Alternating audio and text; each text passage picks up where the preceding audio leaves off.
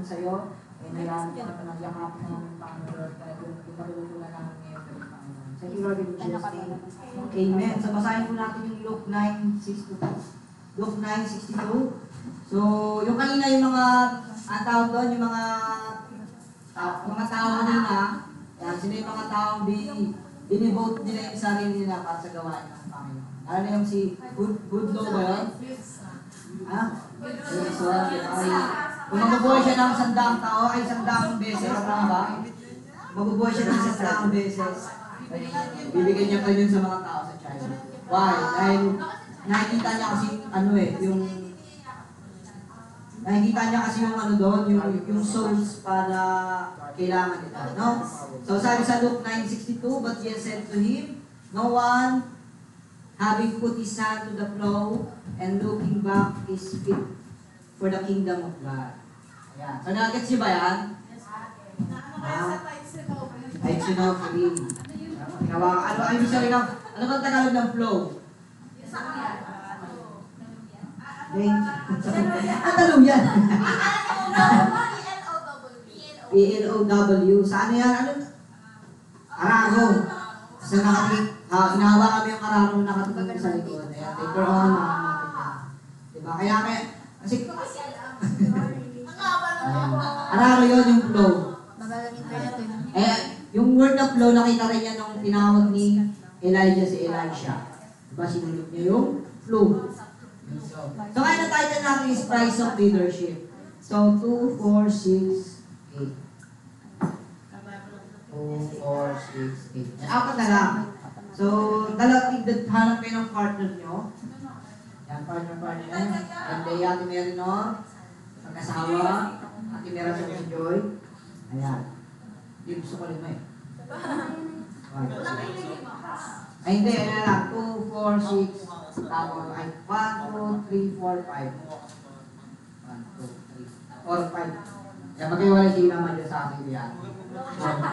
Okay po. So, ano lang natin dito? So, may bibigay ang Bible character. Tapos, ano nyo sila? Kung ano yung mga, sabi nga, tayo natin price of leadership. Ano yung mga kailangan nilang bayaran for the sake of leadership. For the sake of walking sa kagustuhan ng Panginoon. In-align yan sa leadership. So, unang number 1 po, si Jeremiah. Pangalawa, si Moses. Pangatlo, si David. Pang-apat, si Jesus Christ. And pang-lima, si Paul. Bibigyan ko po kayo ng 3 minutes. Number 1, Jeremiah. Number 2, Moses. Number 3, David. Number 4, Iriandis, Jesus. Paul. So mamaya yan natin yung mga specific doon. Kung saan mga ba yung mga price they pay. Ay, dalawa kayo. Eh, yan lang, pag-usap lang kayo. Ano yan yung mga bagay na ako isa lang. Ano yung mga bagay na yung price of leadership na, alam mo yung kabayaran ng pagiging nalita?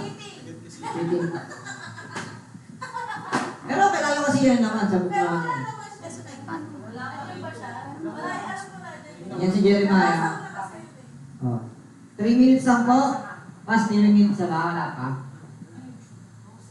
Paano ka malakas? Wala akong pangos ka. So ano yung mga price na yan nila? For the sake of leading, for the sake of following Jesus, following the Lord. Price of leading. Actually, ito yung sinunod kong nakarang na devotion. Hindi naman eh. Ba't yung pagtsura? Tapos ka mo, pati nihasa mo. Moses, ano yung sa leadership? Jeremiah, ano yung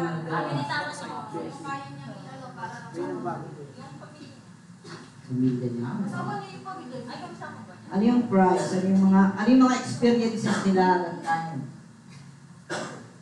Halimbawa, ano yung mga difficulties pala, yun.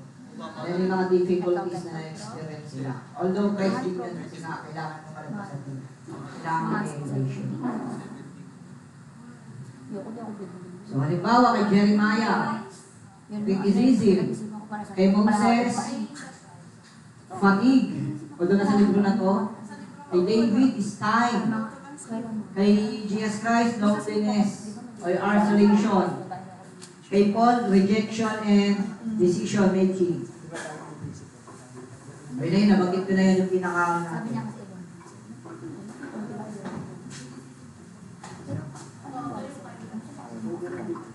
i-discuss niyo po sa isa't isa.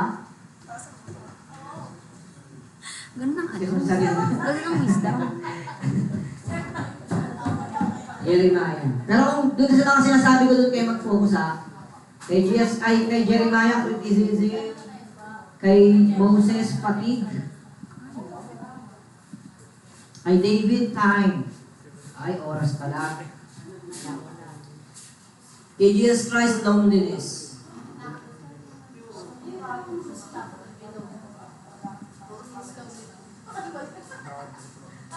Napagod siya. Kay Peter ay rejection and decision. Kasi nga diba, una pa lang ba yun? Okay na po? Ayan. So, Na mga experience palabas na ako. tatawagin po, kahit isa lang yung magsalita sa inyo, tapos sabihin nyo lang yung bakit nila, bakit ayun yung difficulties na na-experience sila along the way. Ayan, kay Team Jeremiah muna tayo. Sino po magsasalita? Wait na. Yung kay Jeremiah is word ng criticism. Okay na po, Jeremiah. Why? Ano ba yung situation ni Jeremiah that time? Bakit na-face yung criticism?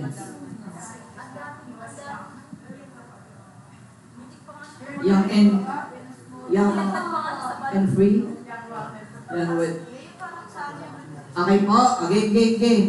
Sinong sasalita sa inyo? Ate Erica. Ate Rachel.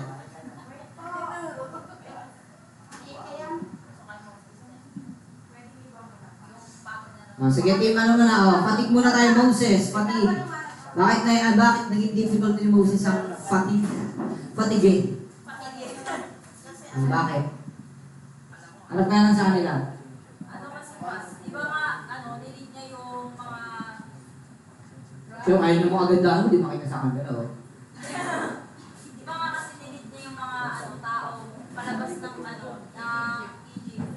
Siguro dun pa lang, naranasan niya yung panig na tinatawag kasi nga, ang tagal nilang naglakbay. Papunta sa Kaya, Tignan mo yung iba kong naglakbay files. papunta Nasa sa promise sa land nandito tapos na dito pa sila dun pa sa mga sinipahan. Dinesisyon na niya. And then tumanda pa siya doon pagkakuha niya. Pagkakuha niya pa ng, pagkakuha niya pa ng Ten Commandments. And then pagbalik niya, nakita niya yung mga tao na nag-worship ng ibang God. Siguro doon niya na-feel yung panig sa sobrang Sobra. to the point na gano'n yung nangyari. Next, kay David. Bakit time kay David? Bakit difficulties ang time? Sino magsasalita? Joy. Ano Joy? Sayang naman yung Santa Claus, ano mo? Headband mo.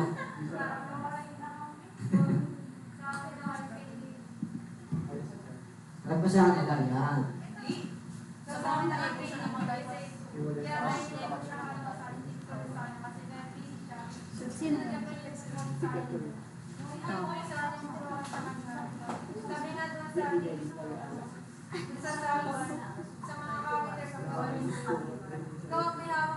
Puro katulad sa puso.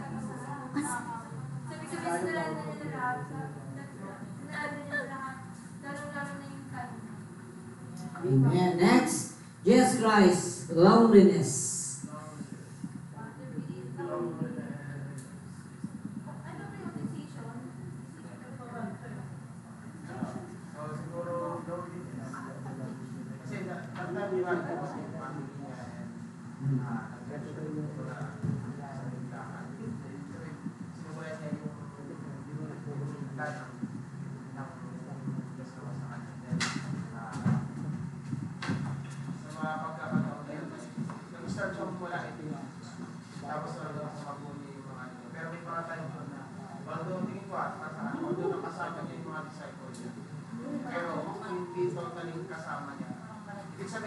Kasama niya, pero hindi niya kasama sa lives ng Lord. Hindi plano ng Lord na gusto niya lalo ng kamay. Kaya mas may makasama siya. Kaya lang hindi pa totally Sabihin mo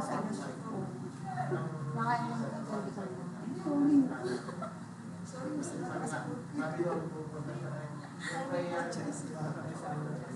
Private prayer. Siguro that time, sabi, pinaka-best na para sa mga panahon na dumarating yung okay, para Amen. Next, last po, rejection and any of two po, rejection or decision. Okay.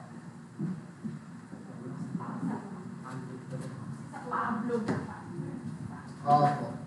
Ano, dun tayo sa rejection. Kasi di ba, bilang isang dating sakit, so napakahirap, titingnan natin kung parang napakahirap talaga na tayo mo yung sarili mo. Baga parang ang dami niya talaga pagdadaanan para magkaroon ng good standing sa following us. Kasi kumbaga, from Christian to naging Christian followers. So, kaya mas marami pa rin na talagang i-relate siya kasi dati siyang bago. Pero, nandun pa rin siya sa decision na susunod siya sa Panginoon. Paano siya binago ng Panginoon, dun siya mag-lista. Rejection. Ayan po. Ayan, mamaya, ayan na, Jeremiah pa pala. Bakit ka na dun?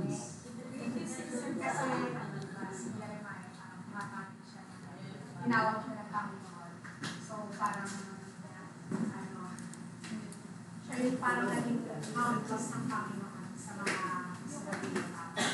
Tapos, nakasal yung mga tao sa So, tao, despite of mga warnings sa so, ayaw pa rin pakinig. Parang nakukuhay pa rin sila sa wrongdoing sila sa maraming bagay na kayo. So yun, parang naging nangyari. Siguro inaalis si Jeremiah sa mga bagay na ginagawa niya. Kasi nga, truth teller siya eh. Diba? Parang ganun. Kasi bata ko siya. Ayun po, kay Jasin, pasuyo po nito. Pa-disconnect na lang sa Bluetooth tapos kakakonek ulit na wireless display. Pakakonek sa Bluetooth Kinokonek ko ayaw. sa Bluetooth. Sa Bluetooth pa rin device. Tapos wireless TV. Ayun po. So, introduction muna tayo. Lahat po ng Kristiyano ay tinawag ng Panginoon to leadership. Kaya meron tayong leader, make every believers leader of leaders. Tandaan natin, we are future leaders and leader of leaders. No? Pero mayroon kang price na kailangan magbayaran. Babayaran. Magtsatsagaan. Mag-sacrifice, di ba? Ito po yung tinatawag ng proven character. And sa proven character po, dito itatest yung character mo mismo. And for you to be able na matest, siyempre darating ka sa mga proseso. Ay nga, yung mga pagdadaan ng iba't ibang situation, how are you able to cope, to embrace yung different situation na meron ka. Especially yung mga difficulties na pag-uusapan natin mamaya. Doon pa tayo. Ayun po. So, leadership is about influencing other people. Hindi lang siya mando ng mando. Diba? Kaya pag ang great leader, ang effective leader, madali niya nakasunod yung mga hinahawakan niya. Kasi mag-influence niya sa tao is, hindi lang bibig, hindi lang boss. Kaya mag-gag. Kumbaga doon yung respect sa kanila. And yung influence na sinasabi dito, kasi nga, you are connected dun sa taong hinahawakan mo, hindi nila ramdam na, hindi nila ramdam na pinagagawa mo lang ito dahil kailangan. Pinagagawa mo ito kasi kailangan nila. And yung ramdam nila yung concern nila sa'yo. So, kung may mga ganun kang naalagaan ngayon na sumusunod agad, yan, matuwa po tayo. Ayan. And magkakaroon po sa ating, sa leadership po, na magkakaroon po talaga ng mga adversity, mga hardship, mga difficulties. So, kailangan po dito yung inner strength na tinatawag. Diba? Kasi pag leader ka, minsan, hindi na iintindihan ng mga tao hinahawakan mo yung situation mo. Diba? Kaya kailangan dito ng inner strength. Kailangan mo, you really need to isolate yourself sa presensya ng Panginoon na despite pabitaw ka na, diba? Darating ang time na Dahil ito yung pagkatawag mo, naunawaan mo yung pagkatawag mo, naunawaan mo yung ginawa ng Diyos sa buhay mo, naunawaan mo yung ginawa ni Jesus sa krus, magpapatuloy at magpapatuloy ka. And character is more than having a positive attitude. Ito po yung willing, ito po yung magkakaroon ng heart na willing na pagbayaran anuman yung price, anuman yung cost sa pagsunod sa Panginoon. Diba? Even your life. Doon nga doon sa mga testimony kanina, di ba? Mabuhay man ako ng 1,000 taon or 1,000 beses, bibigay ko pa rin yung ano. Buhay ko sa mga tao. Why? Kasi ayun yung pagkatawag nila eh. Kumbaga niyakap po nila yun. And kailangan po, for us to be able na ma-pay yung price na yung kailangan natin sa leadership. So, kailangan natin ng salita ng Panginoon. Panghawakan na yung faith na natin sa salita ng Panginoon, sa mga promises ng Panginoon. Okay po? So, ano po ba yung price of leadership na sinasabi dito? So, devotion 3 po to last time. Sa Luke 4:28-30, sabi dito, ayan, ito po yung time na sinabi ni Jesus kay sa mga disciples niya, kung sino man ang nagmamahal sa kanyang magulang, kapatid, nang higit sa akin na hindi maaaring maging disipulo ko. So, ibig sabihin, ang pagsunod pala sa Panginoon, it really demands, grabe yung demand ng pagsunod sa Panginoon. Matitignan nyo. Kaya nga sabi ko, Lord, bakit ganito yung demand ng ano mo eh? Kailangan diyan mo. Kumbaga, kung mas mamahal mo si Lord kaysa dun sa mga taong sa mismong pamilya mo. Hindi mo naman i-reject yung mismong pamilya. Kumbaga yung priority lang siguro. And yung direction kung saan ka matungo. Diba po? So, siguro, kaya ganun kalaki yung demand, kasi ganun din kalaki yung ginawa ni Jesus Christ para sa akin. So, always look na, Lord, bakit mo ba ginagawa ito? Kasi may ginawa na yung Panginoon na pala.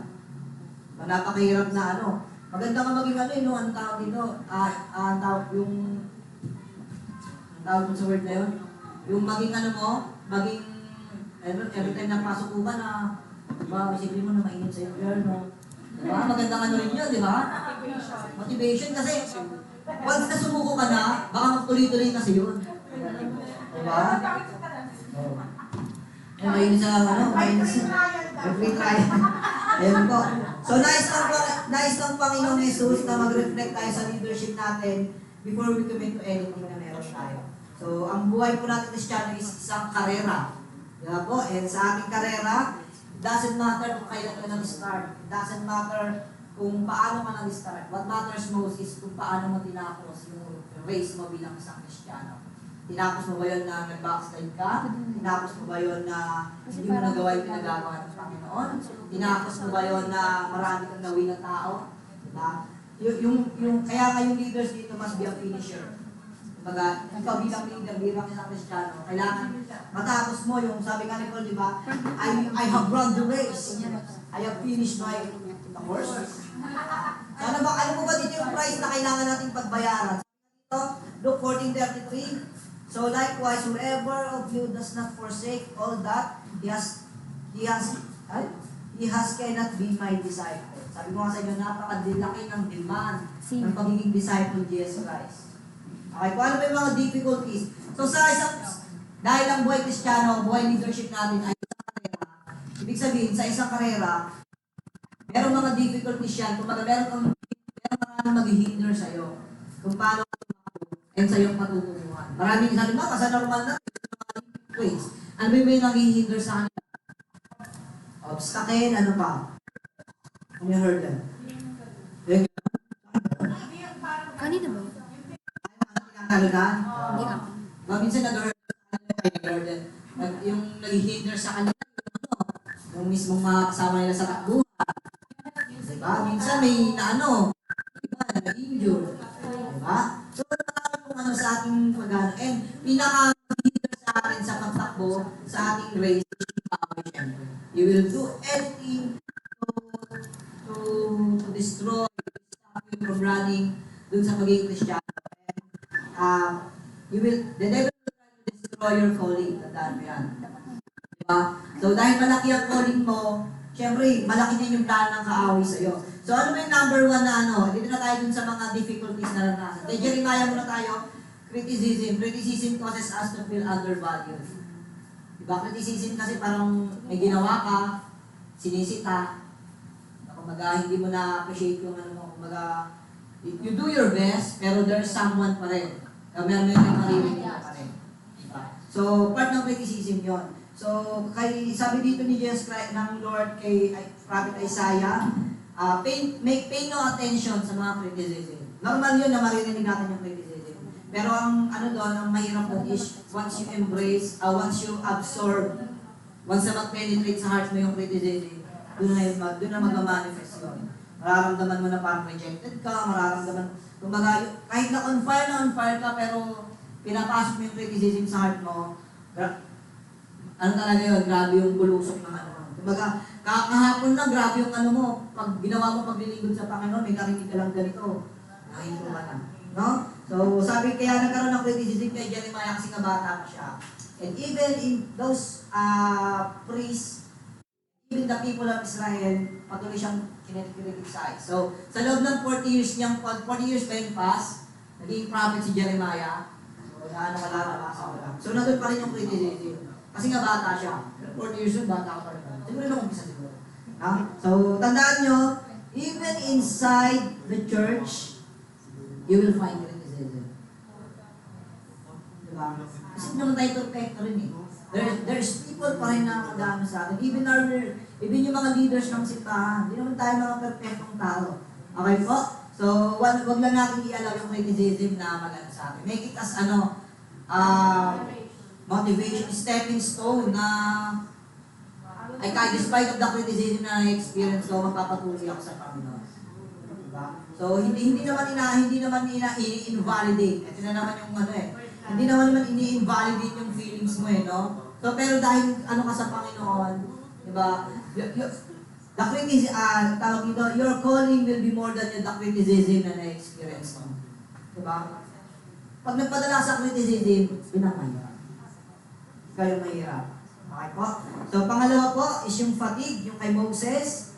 Ito po yung time na yung nakarang tinapit ni Kuya Jackson ba yun about kay Jethro?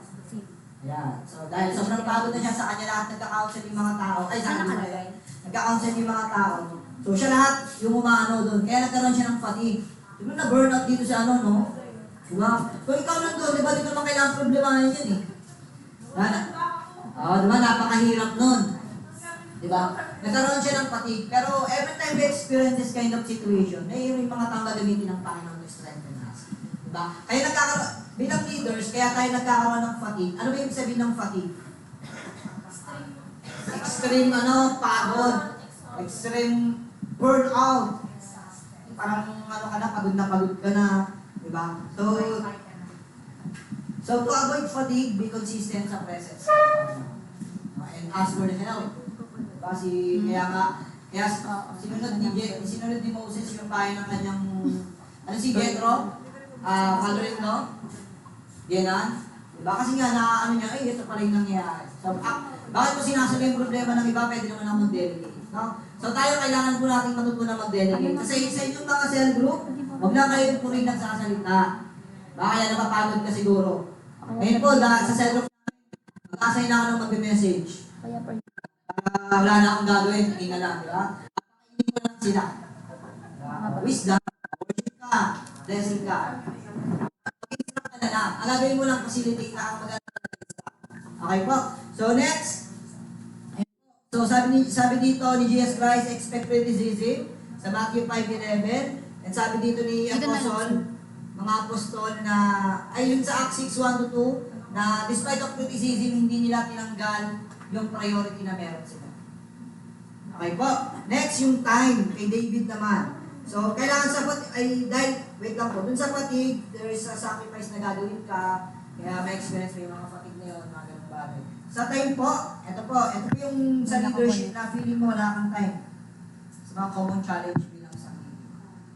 Common challenge. Wala kang time sa pag-ganito, dahil yung proseso na to. Ito din ba yun? Diba? Pero actually, God will give us the wisdom to manage our time. 24 hours yung binigay ng Panginoon. Uy, time na ba ako? Dapat tapos na po. Ito na, manage your time na. Ito kay David naman po dito. HDMI din ba ito sila? Time management. Ito yung ito yung Ito. kung ikaw sa pwesto ni David, inanuhin ka na bilang hari. Diba?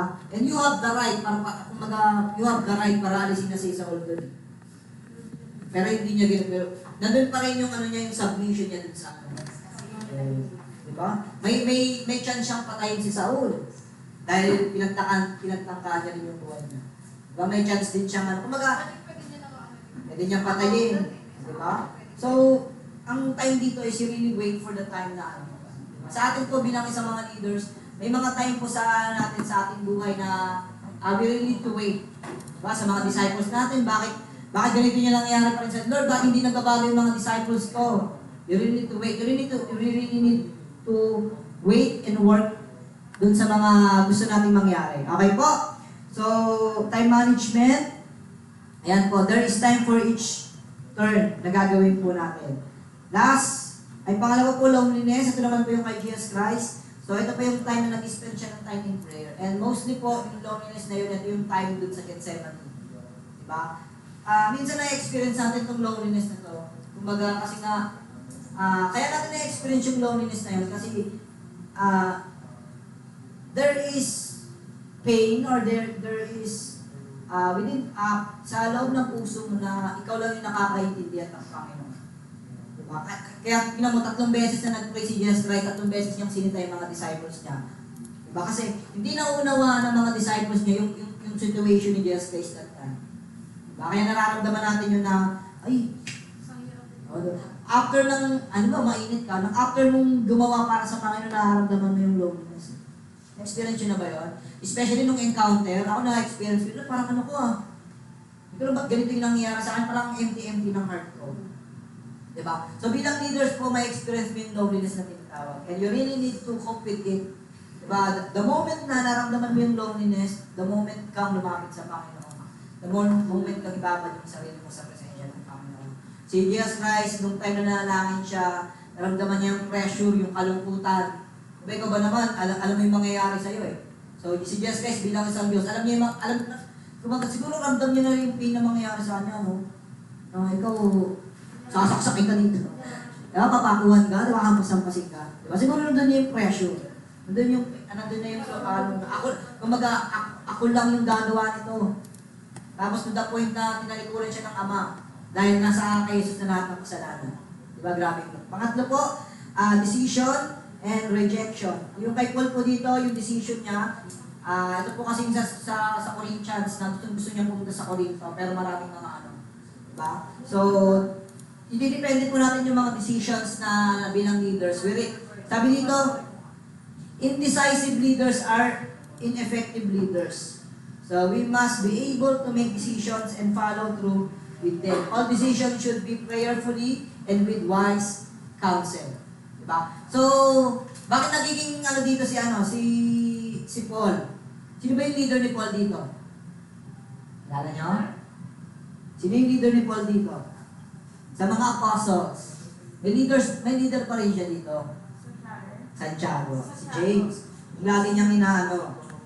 Diba? Lagi niyang... Tama na ba si James? Yeah.